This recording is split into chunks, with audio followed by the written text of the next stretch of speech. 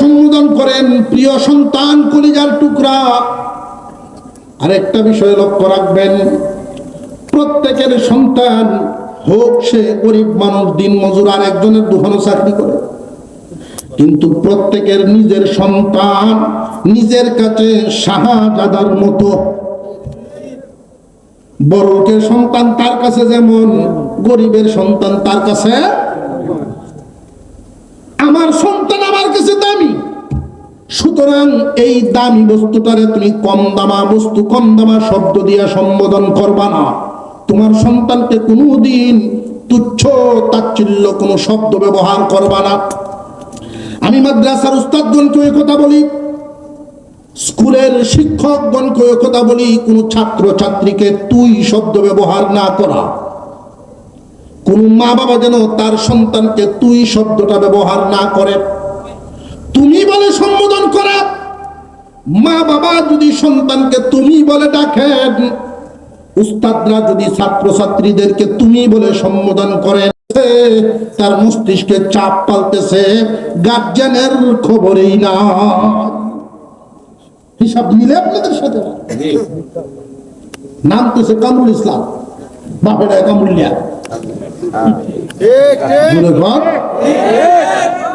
কামরুল ইসলাম আর কোনদিন দেখে না। আসর যেমন তুমি যেমন ডাকবাইয়ের একটা আসর তো তেমনই পড়বে। মেয়েটার নাম যা রাখছেন সেইভাবে ডাক দেন। মেয়ের যদি আপনি মা কইয়া ডাকেন, এই মেয়ে কোনদিন আপনার কলিজায় আঘাত দিবে না। তুমি থেকে কোনদিন যদি কোনো কারণে তুইয়া আসেন, বেত্রাঘাতের চাইতেও তার কাছে শাসন বড় মনে হইব। আমরা ডাকি তারে বিটকে, ডাকতে ডাকতে বাপে সবসময় ডাকে। আব্দুর রাশিদ ফুতের না, আব্দুর রাশিদ আর বাপে কোনদিন ডাকে না। ওয়াজ অত হুন্নি আইসে যে বাপে সন্তানাদি নামটা সুন্দর হয়ে ডাকতে, আস্তে আস্তে ডাকতে আব্দুর রাশিদ, আব্দুর রাশিদ। তো ভূতে মনে হচ্ছে কোন ফেরেশ তার আওয়াজ বোঝা যায়, বাট আর জবাব দেয় না। বাপের বই শব্দ হচ্ছে না যে বলে বলি আমি একটু বাড়ায় কয়, রাশিদ, রাশিদ দে রে, ও রাশিয়া কচিত হইছে, ও রাশিয়া যখন কইছে, ও রাশিয়া করতে হ্যাঁ না আমার বাপ এটা দিচ্ছে। ডাকতে ডাকতে আমরা এমন এক সুরত পর্যন্ত পৌঁছাইছি, সন্তানের বুঝে না যেটা কোন আজরাইলের ডাক। কথা বুঝে আসতেছে?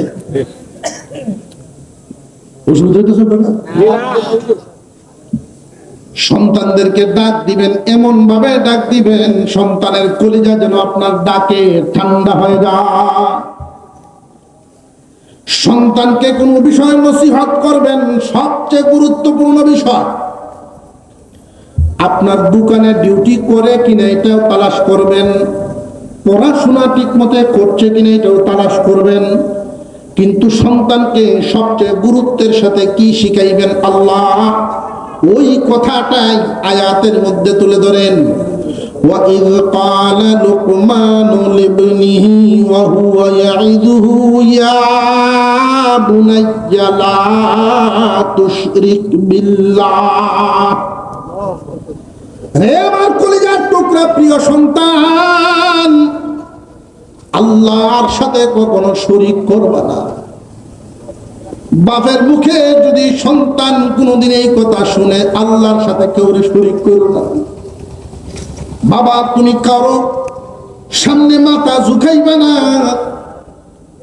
হায়াত মউত বলা যায় না। এই ছেলে সংসারী হওয়ার আগে, এই ছেলে পরিপূর্ণ হওয়ার আগে আপনি মরে যাইতে পারেন।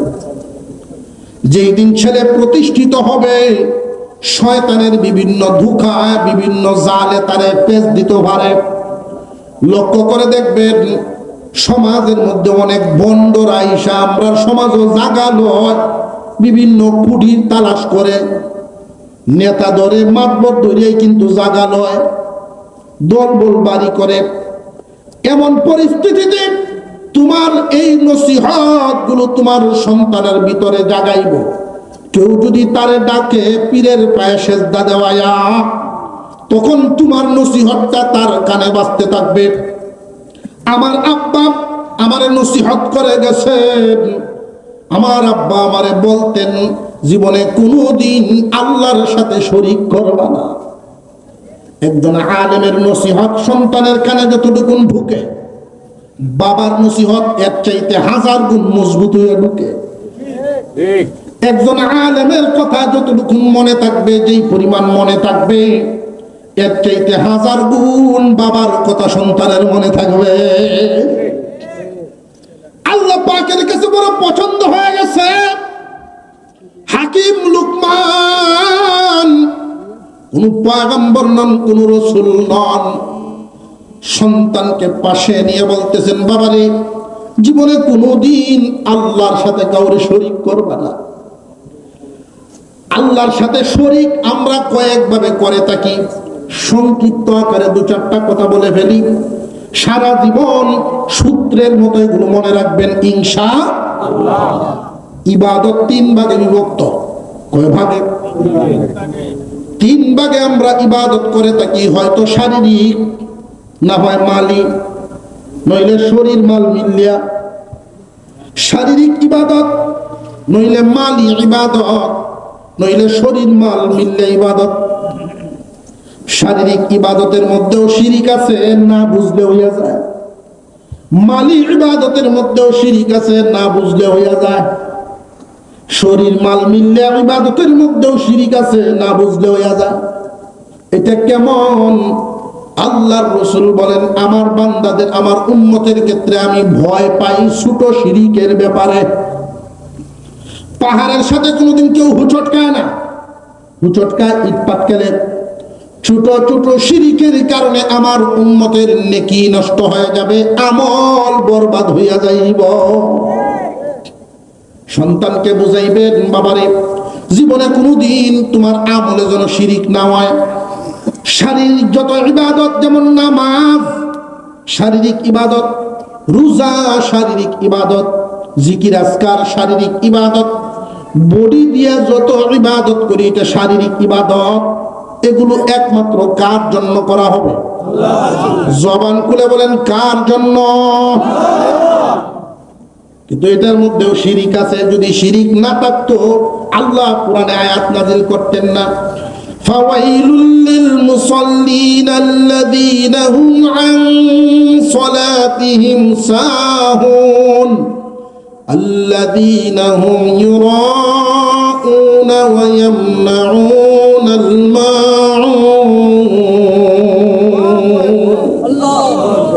মহান আল্লাহ উল্লেখ করেছেন কিছু মুসল্লির জন্য জাহান্নাম। মুসল্লি জাহান্নামে কেন? মুসল্লিদের জন্য ওয়াইল কেন? তারা ধ্বংস হবে কেন? যারা যে নামাজ পড়ছে আসলে আল্লাহর জন্য না, ভিন্ন কারণে। ইলেকশন আইছে, টুপি মাথা দিচ্ছে, কেমন ভালো আছে না? একদিনে 6 অক্টোবরে এটা কেমনে? এটা হইল এক ফারাক নামাজ হইল 4:30 আসরে, আর এক ফারাক 4:30। তো 4:30 মধ্যে কি আমরা জমত সামিল হয়েছে, আর মানুষ দেখাইতেছে প্রতিনিধি আগামীতে দাঁড়াইব। আগে যাই করছে না, যখন দেখা যায় নামাজ পড়ে, জিজ্ঞাসা করতেছে মুসল্লিদের সাথে, না নামাজ সাইয়া গেছে, পরের মসজিদ চার যখন বাইরে হইতেছে মনে হয় গিয়া দেই, ও গিয়া দেয় একামত দিছে না, ফটো থাকতে ইয়ারা করতেছে কিনে গুন্ডা করো 4 জন তো সাথে আছে না সাথে, গুন্ডা করো। আমরা যেন সরে আইছি এই কথাই আর একটা গিয়া কইলে বিশ্বাস নাও করতে পারে, কারণ আমরা যেই জুইতের লোকেরা তো চিনে, বিশ্বাস নাও করতে পারে। আর হুমকে যদি নামাজ কার হইতে তো 6 অক্টোবর হবো নামাজ তো আল্লাহ সামনে কারণ যা করলে সব বেশি, সব হইলেও না ওটা নাই, গুণা তো আমি হিসাব মিলে ওটা কারণ হচ্ছে 6 অক্টোবর। ছোট্ট এক বাচ্চা মারা গেলেও দেখবেন জানা যায় সামিল, প্রত্যন্ত ভাড়ার মধ্যে গিয়া ভেগ ভাঙ্গিয়া ইলেকশনের আগে জোরে কর। এই নামাজ কি আল্লাহর জন্য না বুড়ের নামাজ?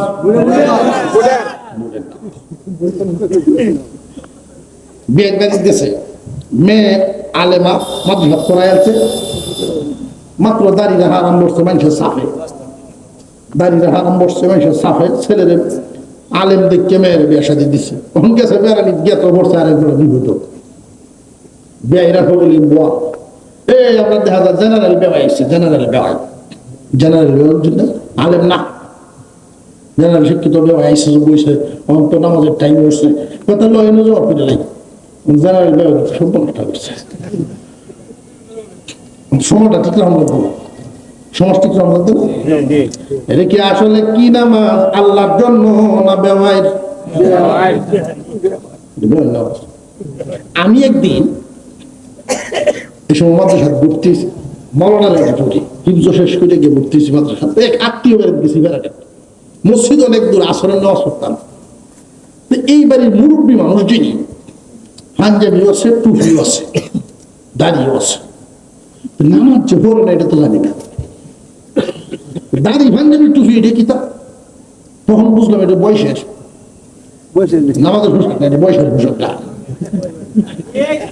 কথা বুঝে আসতেছে? কেউ দাঁড়িয়ে রাখে সুন্নতে আর কেউ দাঁড়িয়ে রাখে বিভূতে। সে নলয় গাড়ি ফেলেনি আর কত আমরা কুশ হয়েছে বললে দেখে আর কত তোরা পয়সা দিয়ে তুই কামাইবে কয় না আমরা টানা দিয়ে ধরিয়া কামানোর কষ্ট হয়। আছে না নাই? তুই বুড়া ফাটা লইয়া আমি ডাকতেছি তাহলে তাহলে আসবেন নামাজ পড়বে না, নামাজ আপনি পড়াই বাজার আপনি পড়াই তো ঘরের মহিলারা ওরা দাওয়াইতেছে হুজুর বেড়া কইতেছে কারো লিয়া বেড়া ঘুরান যায় কার হুজু করছে কিনা জানি না কারো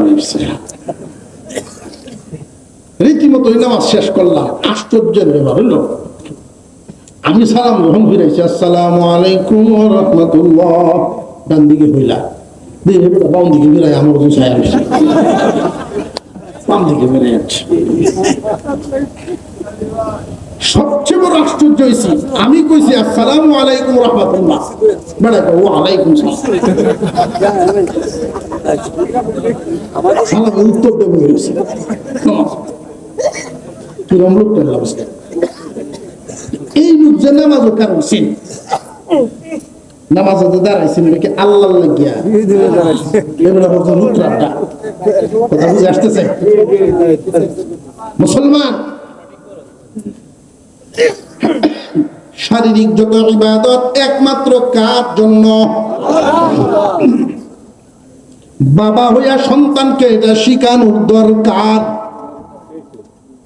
সন্তান ওয়াজে গিয়ে শিখবে এই অপেক্ষা না, গরুর বাছুর না, ছাগলের ছানা না, মুরগা মুরগির বাচ্চা না, হাঁস মুরগির ছানা না, এটা তুমি মানুষের সন্তান। তুমি বাবা হিসেবে সন্তানকে এটা শিক্ষা দাও। পাশে নিয়ে নামাজে দাঁড়াও আর এই কথা বলো জীবনে আল্লাহর সাথে শরীক করবে না, আর নামাজ যে পড়বা আল্লাহকে খুশি করার জন্য পড়বা।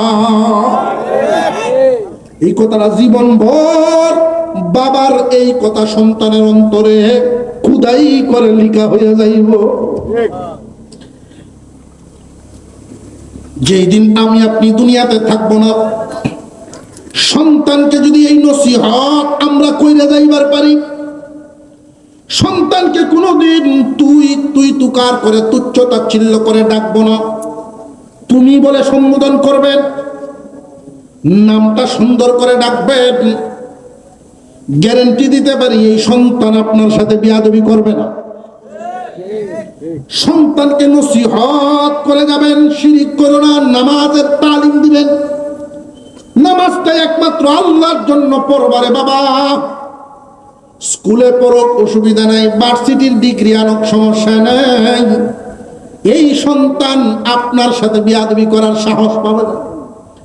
যেই দিন আপনি দুনিয়ার জমিন থেকে বিদায় হয়ে যাবেন, কবরের পাশে দাঁড়ায় এই কথাগুলো তার স্মরণ হবে, চোখ দিয়ে পানি বের হবে। সন্তান হিসেবে বাবার কাছ থেকে পাইলটা কি? হাওর ভরা জমিন না, এর চাইতে বেশি জরুরি এইগুলো।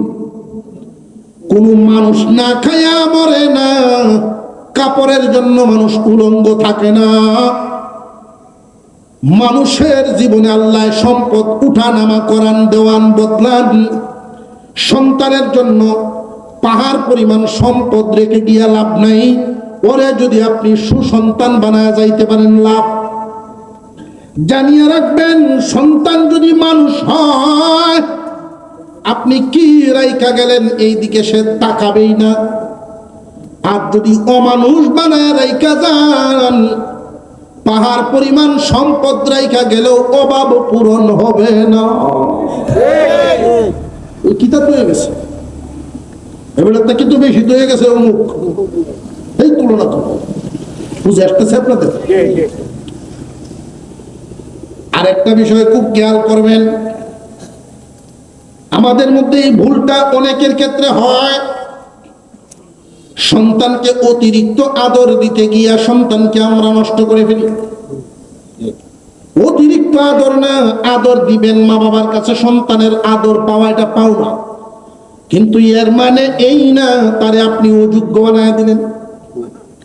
আপনি যদি রিক্সা চালান, আপনার স্বপ্ন আছে আপনার সন্তান ডাক্তার হবে, থাকতে পারে, আমরাও চাই, দোয়া করি হোক। কিন্তু আপনার এই সন্তানটা যখন 8-9 বছর বয়স হয়েছে, রিক্সাটা দোয়াইবেন, পানি ঢালাইবেন, এতে করে সে যদি কোনোদিন ডাক্তারও হয়, রিক্সাওয়ালার প্রতি কোনোদিন ঘৃণা হবে না। আপনি যদি কৃষক হন, সন্তানকে বলবেন, বাবা এক যুগ পানি লইয়া যাই, 8 বছর 7 বছর 10 বছরের সময় লইয়া যাও। তারে দিয়ে আপনি গৃহস্থী করাইবেন না, তবে গৃহস্থির থেকে দূরে রাখা যাবে না। জমিনের মধ্যে লামাইবেন, লাগাইতো ফারুক আর না ফারুক, জ্বালা লইয়া দৌড়ুক। এতে করে দুইটা লাভ। 1 নাম্বার লাভ হইল, যতক্ষণ আপনার সামনে থাকলো, দুষ্ট চক্র থেকে, দুষ্ট পরিবেশ থেকে হেফাজত রইল। 2 নাম্বার লাভ হইল, বাবায় কত কষ্ট করে সন্তানে কিছু টের পাইব, দায়িত্বশীল হওয়া শিখব। এখনকার সময়টা তো এমন, সন্তান ডিগ্রি পাস করেছে, বাবার মাথায় বিরাট বড় ঠাডা, বিরাট বড় আসমান ভাঙ্গা অবস্থা। আমার এই পুত্রে কই কামো লাগেন, কারণ কিছুই শিখায় নাই, কিছুই শিখায় নাই। তুমি বাবা যে কাজের মধ্যে থাকো, এই কাজটা সম্পর্কে তারা ধারণা দেও। এই সন্তানটারে মোটামুটি ভাবে মজবুত করে তুলো। সন্তান যদি মজবুত হয়, সন্তান যদি মজবুত হয়, তাহলে এটা তার জীবনের লাভ। আপনি কোন দিন মরে যাবেন না যাবেন ঠিক নেই, আমাদের হায়াতের গ্যারান্টি নেই, চিন্তার কোন কারণ নেই। সন্তানটারে যদি মজবুত করে রেখে যান, চিন্তা হবে না, আপনার সন্তান আপনার হাল ধরতে পারবে। বুঝে আসতেছে আপনাদের? এখানে বন্ডা হেন নেওয়াইছিল আমার পুত্রে, উল্টার মতো ভাবছে, সর্বনাশ করছেন। কথা বুঝে আসতেছে? এত সর্বনাশ করছেন। আমার মেয়েটা মেট্রিক পর্যন্ত পাস করাইছি, তালটা দইয়া বাদ খাইছে না। বুঝদার বুঝ আর বড় যাইবো, হ্যাঁ বুঝবো, এই গজব কারে কয়, জোরে কর, এই গজব কারো ঘুরে না ছিল একমাত্র আল্লাহ মানে। এই আদরে আরেকজন সর্বনাশ। কথা বুঝে আসতেছে? আমাদের হুজুর, উনি ওনার মেয়েরা যখন মাদ্রাসা থেকে ছুটিতে বাড়িতে আসতেন, তখন হুজুর বলতেন, বিবি সাহেব তুমি ওষুধের বাপ ধরে লাও। কই ওষুধের বাপ ধরতাম কেন? দেখি এরা কিতা করে, আরে লবণে গুণ কম হইল, পরে রান্না খাওয়া মানে তুমি শিখো। সংসার যদি শিখাইবার না পারি, পড়াশোনা শিক্ষা যেমন জরুরি, বাস্তবতা শিক্ষাও জরুরি। আমরা এগুলো করি না।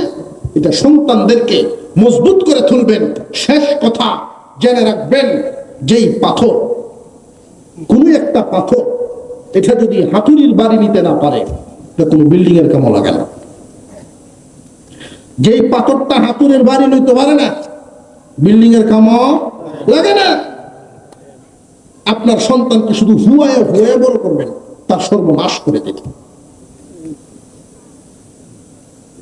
পুরা বোঝা তার উপর চাপাবেন না, আস্তে আস্তে করে বড় করে মজবুত মানুষ হবে। এই হলো পিতামাতার দায়িত্ব।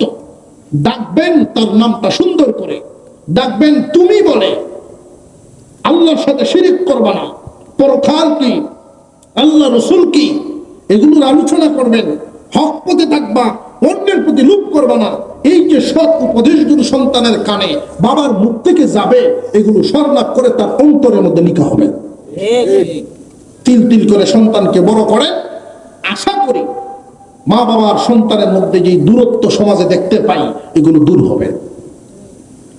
আল্লাহ পাক আমাদেরকে মেনে চলার তৌফিক দান করেন, বলুন আমিন। আরো জোরে বলেন আমিন। মাদ্রাসার জন্য দোয়া করি, মাদ্রাসার প্রতি প্রত্যেকেই খেয়াল রাখবেন। আল্লাহ তাআলা এই মাদ্রাসাকে যেন কবুল মঞ্জুর করেন। মাহফিলে উপস্থিত আছেন আজকের মাহফিলের সভাপতি হুজুর, দোয়া করে দিবেন ইনশাআল্লাহ।